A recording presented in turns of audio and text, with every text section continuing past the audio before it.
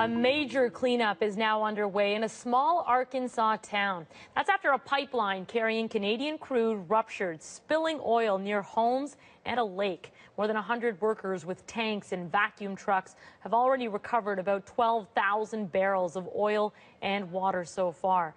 More than 20 homes have been evacuated. We get the latest details now from ExxonMobil spokesperson Alan Jeffers in Mayflower, Arkansas. We're starting the investigation, but as you might imagine, our first priority at this time is really to deal with the oil in the environment, get the people who are affected by it settled as fast as we can, and get it collected. I'm sure you know the Arkansas spill is actually the second incident this week where Canadian crude has spilled in the United States. I know you don't know the cause of this rupture yet, but we've often heard that Canadian crude is far more corrosive on the pipelines. Do you have any sense of that? Yeah, that's actually not true at all. That's been a misinformation that's been spread about Canadian crude. In fact, there's been a lot of studies, and some as recently as just a couple of months ago, that show Canadian crude is no more corrosive than other crudes that travel in these pipelines. So that I can tell you that that's just not true. Typically, what happens in the case of a pipeline rupture is, the pipeline will be excavated. This one was buried a couple of feet under the ground, and there'll be a full analysis done on the cause of this. What do you tell people when they approach you and say, "Why did this happen? And this is not all right"?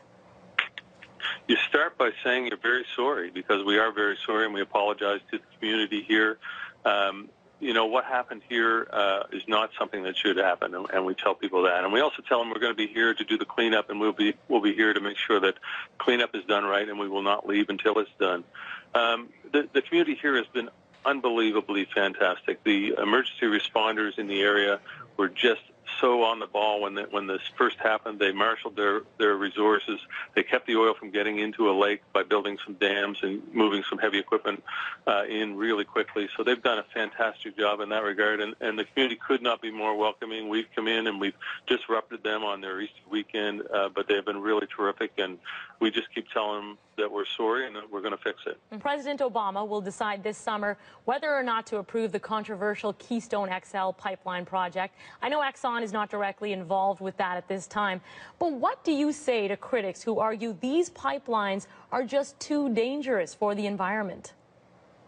I tell people to get the facts. They should start with the facts. In fact, pipelines are the safest way to transport oil, and just about anybody who thinks about it understands that oil is very essential to our way of life. We drive our cars, we move our freight, we move our goods, we power our homes. It's all related to oil and gas. So these pipelines are an essential part of the infrastructure to get that energy from the places where it's produced to the people who use it. So it's absolutely necessary. It's the safest form.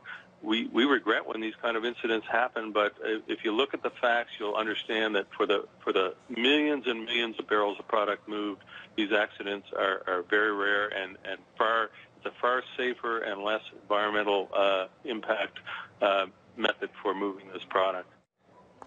That was Alan Jeffers with ExxonMobil in Mayflower, Arkansas.